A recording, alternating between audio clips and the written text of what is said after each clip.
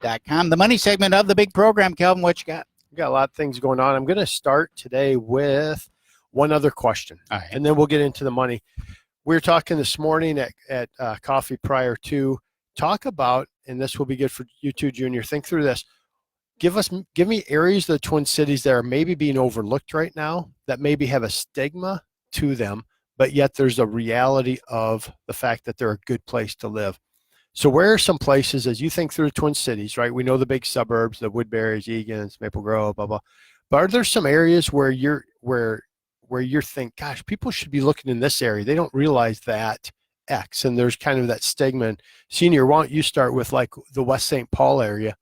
Because we talked at coffee this morning, and we're talking about there's some really great pockets. We had I read an article this morning by, and don't belabor on because I've got a lot of good ones. Okay, I read an article this week came out by the president of Edina Realty, who was talking about, and we sold her house when she moved up from Rochester. We sold her house, and she was writing about the secret hotspots of the Twin Cities now, where Edina is getting so expensive, and some of these areas have been hot for so long, they're getting so expensive that they become unreachable by the normal guy. And then she pointed to places like Circle Pines and West St. Paul and some of those suburbs who, I mean, if you're in West St. Paul, I talk about West St. Paul all the time because I love West St. Paul. So if you're in West St. Paul and you're on the west side of Robert Street, back up in that hilly area there, those homes up in that area you'll be in and out of those homes. You won't know the difference from a Mendota house to a West St. Paul house. I mean, it's a gorgeous area. Yeah, that's true. Beautiful area, parks, all of that stuff. And when you go north, just before you hit into the St. Paul property and it starts overlooking the river, I mean, it's a gorgeous area. It lives like Mendota, but the houses are priced significantly less than that same house that would be 6 blocks, to the west in Mendota. So it's those kinds of neighborhoods now that are coming on. Circle Pines, it's just kind of this little kind of rurally kind of a deal out there, which has been very nice for years and years and years, but it didn't have the big shopping areas and that kind of a draw.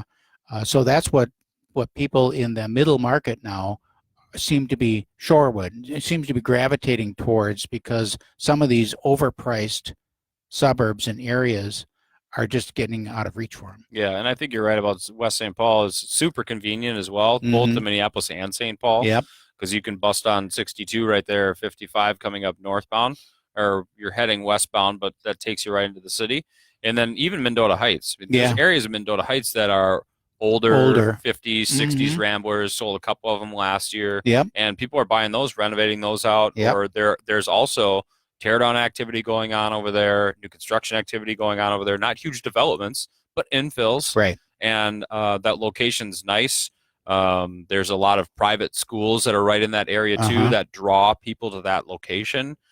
So for that reason, that area is it's great because you have professionals that are coming in that need to get access to the airport, St. Paul, Minneapolis, and major roadways, and that location is good for that. So that's good. Any other spots?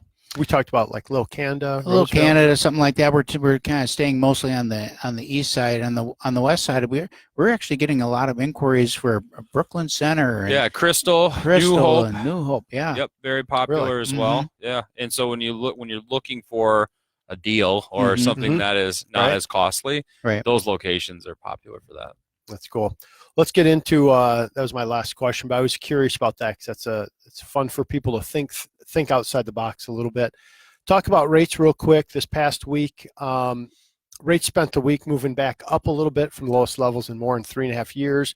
Those lows were given the coronavirus, which is crazy, but that's it's getting blown up pretty big right now. And then there's all the media attention on, are they being honest? Are they not being honest in terms of the true outbreak and all of this? But the reality is that drove rates down. This last week they started kind of coming. They're quite honestly, they're pretty flat, right? Yeah. For us, we're like, Because oh, everyone's focusing on Joe Biden getting blown out of the race right now. Maybe So that too. They're not talking about the coronavirus anymore. so yeah, I don't know, That's the but truth. I know how Your the sister's gonna light you up now. You're on your personal Facebook Uh-oh, page. geez, yeah. so, but we do know that had an impact on rates, and now we see them kind of leveling off. And when I say rates went up, you guys will say, well, what did they do? Well, they didn't move, but Yeah. for us, they 2 moved, points. right? Right. Yeah. So 30-year fixed rate still right in that 3.5 range. That's so good. It's ridiculously good. Mhm. And sometimes, you just find those sweet spots where it's like, oh, if we pay a little bit, we can get to 3.375 or 3.5 costs a couple $100 or, so we're always showing that range a little bit to people I saying, wonder hey, what my rate is. I don't know. Down there What's now. a About cutoff point for 4.5. Yeah, 6. credit? Like Yeah, 3.5. 6. What's a cutoff for credit when you lose the best rate? When you lose the best rate, Mm-hmm. I think you start under 720, under Okay. 700, you're looking at really strong rates at 740 plus. Okay. Typically is what's on our mind. Mm-hmm. So if someone's in there with a 750 or it's gonna be 765, really great. or really, a 650 or 650, are you going to be over 4 then? No. Okay. No, yeah, you're going to get a bad rate like 3.875. Oh. Okay. And Yeah, that's it is. like, I'm sorry, this starts with a 3. Right. So rates continue to be really good. You see some of the trade deals that have helped. The markets continues to be really strong. Everybody's gotten their quarterly statements here again, and at the end of last year, and all those are coming in the mail. And man, people are just in nice shape financially. So it's kind of good to see. What has changed?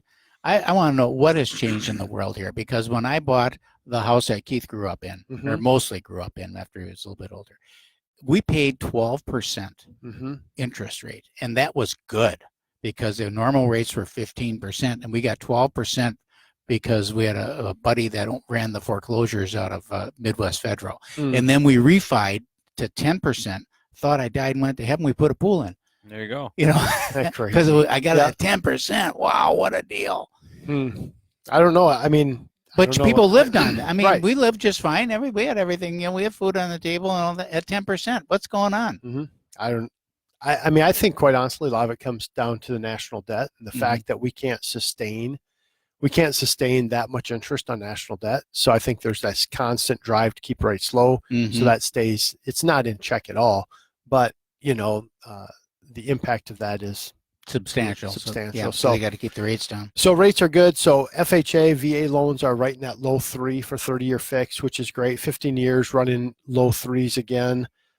We've done some ARMs. We've done 2 asset depletion programs this past month, which are kind of fun loans for people who don't have steady income, but they have a lot of assets. Okay. So now we just take their assets, and there's a formula we use, whether it's qualified or non-qualified money. But for both these cases, it was a really nice deal. Their rate ended up being right at 4%, so it's a little bit higher rate, but not Would bad. you use that on a retired person or self-employed?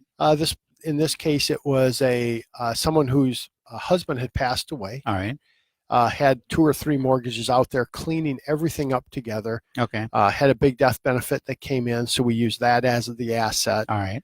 And then did it that way. The other one was for self-employed who consults to businesses, right? So he'll go in, consult, take his money, throw it in the bank, and there again had a lot of assets. So we were able to take those assets and use that as his income stream. So it was really a fun, kind of a fun loan program that we were able to do there. The other thing that I just want to touch on real quick is kind of the why people are using us right now, and that's obviously the real estate market's good. The purchase market, we're still running about 50-60% purchase, where a lot of companies are right now are about 80% refi, right? You think the refi would be just so over with? You would think, but man, I can't tell you. It's just so surprising. Like, oh yeah, missed it. In the 5s. Oh yeah, 5s. Yep. I had one. My biggest one was 6 1/8 that they had, and I said, "Where?" Like, and you do, and you want to almost. Well, yeah, and you feel bad. Like you kind of want to say, "Where have you been?" And I said, "Hey, I say it in a nice way, but I'm like, dude, what'd you like? You missed like a couple opportunities here already." He goes, just so busy, and life's busy, and kids are busy, and it's one of those. It's a pain. I mean, we like to say, oh, it's so easy. It's a pain in the ass. Yeah, it is. So, but we get there, and this guy was so thrilled in terms of what they were able to accomplish. So they're doing that. We're lowering people's house payments just in general, shortening the term of their loans. So we'll take them from wherever they are, and we can start that mortgage right at wherever they are. Maybe getting some mortgage insurance off for people. Yeah, getting rid of HELOCs, doing all Mhm. that kind of stuff. So just kind of cleaning things up, which is good. So Which is good. love to have a conversation with you.